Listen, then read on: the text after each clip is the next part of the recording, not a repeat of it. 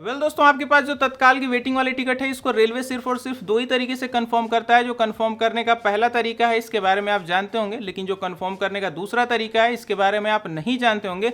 और इसी दूसरे तरीके पे ही डिपेंड करता है कि आपने जो तत्काल की वेटिंग वाली टिकट बुक कर रखी है वो कंफर्म हो पाएगी या फिर वेटिंग में ही रुकी रह जाएगी। मैं आपको पूरा स्टेप बाय स्टेप प्रोसेस के साथ गाइड करने वाला हूँ, लेके चलूंगा आपको मोबाइल फोन की स्क्रीन पे।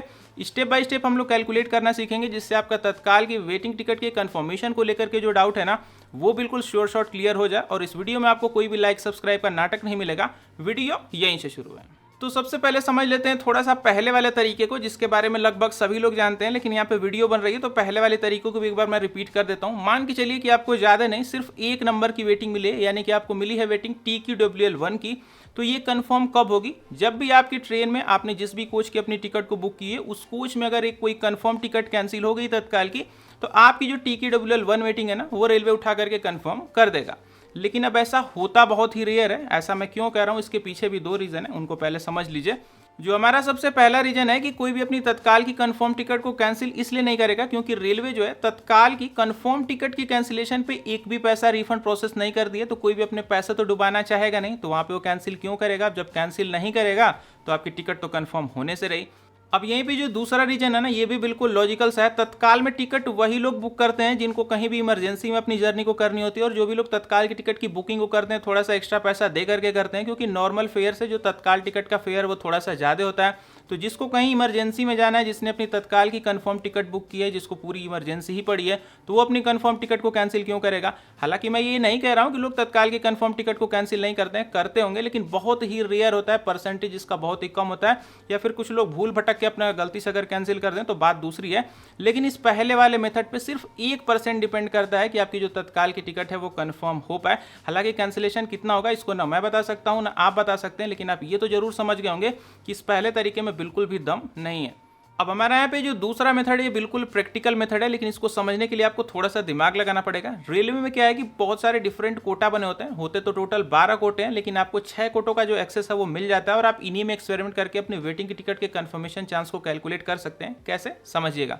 जो भी रेलवे में डिफरेंट कोटा बने होते हैं, जैसे सीनियर सिटीजन कोटा, आपका लेडीज़ कोटा हो गया, प्रीमियम तत्काल कोटा हो गया, अगर इन कोटों की जो सीटें हैं वो बच जाती हैं, इन पर अगर बुकिंग नहीं होती है तो इन कोटों की खाली सीटों को ही आपको अलॉट कर दिया जाता है। अगर चार्ट प्रिपरेशन के पहले पहले अगर इन कोटों में जगह बची हुई है, बुकिंग कोई भी नहीं कर रहा है, तो इन खाली सीटों को रेलवे अपने घर लेकर नहीं जाता है, इन्हीं खाली सीटों को आपको अलॉट कर दिया जाता है। मुद्दा ये निकल करके आता है कि आप ये पता कैसे करेंगे कि इन कोटों में कितनी सीटें खाली हैं। हालांकि इसको पता करने के पहले एक छोटी सी चीज़ समझिएगा। अगर आप तत्काल की जो टिकट है बार बार वेटिंग की कंडीशन में पहुंचा दे रहे हैं, तो मैंने एक बिल्कुल सेपरेट और बिल्कुल एक डेडिकेटेड वीडियो बनाई है जिससे आप एकदम कंफर्म तत्काल की टिकट को बुक कर सकते हैं, वो भी बिल्कुल बिजी से बिजी रूट पे। मैंने बिल्कुल लाइव बुक करके दिखाया है। अगर आपका मन करे तो इस वीडियो को आप चेकआउट कर सकते हैं। आइए अब हम लोग फाइनली ये पता लगाते हैं कि आप इन डिफरेंट कोटा में कितनी सीटें अवेलेबल हैं, इसको आप कैसे देख सकते हैं। तो इसको देखने के लिए आपको जरूरत पड़ने वाली है रेलवे के ही official application IRCTC rail connect की। सिंपल से इसको आप प्ले स्टोर वगैरह आपसे भी डाउनलोड कर सकते हैं, या फिर अगर आपके पास पहले से होगा तो बहुत अच्छी बात है। मेरे मोबाइल फोन की स्क्रीन आपको यहाँ पे दिख रही होगी, ऑलरेडी मैंने इसको ओपन करके लॉगिन वगैरह कर रखा है। आपको यहाँ पे क्या करना है, अपनी जर्नी के दोनों स्टेशन को पहले सेलेक्ट कर लेना है, जर्नी की डेट वगैरह को सेलेक्ट कर लीजिए, क्लास वगैरह आपको सेलेक्ट कर लेना है। सेलेक्ट करने के बाद यहाँ पे आपको जो कोटा दिख रहा है ना, सिंपल सा इस पे क्लिक करके जनरल के कोटे को छोड़ के और तत्काल के कोटे को छोड़ के आपको कोई भी एक डिफरेंट कोटा सेलेक्ट कर लेना है। जैसे आप लेडीज कोटा को सेलेक्ट कर सकते हैं, सीनियर सिटीजन कोटे को सेलेक्ट कर सकते हैं। तो फिलहाल यहाँ पे इस वीडियो में मैं आपको सीनियर सिटीजन कोटे को ही सेलेक्ट करके दिखाने वाला हूँ।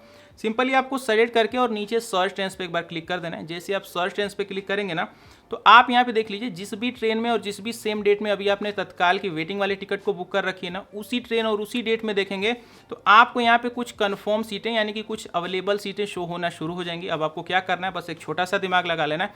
अगर यहाँ पे आपको जितनी भी अवेलेबल सीटें दिख रही है ना, अगर इन अवेलेबल सीटों का नंबर जो है आपके वेटिंग के नंबर से ज़्यादा है, तो आपकी जो वेटिंग वाली नंबर है तो वो तो बड़े आराम से कंफर्म हो जाएगी। जैसे कहने के लिए अगर आपको यहाँ पे 10 अवेलेबल सीटें दिख रही हैं, आपकी वेटिंग का जो नंबर है वो 5 है, तो 10 अवेलेबल सीटों में आपकी 5 नंबर की तो वेटिंग बड़े ही आराम से कंफर्म हो जाएगी।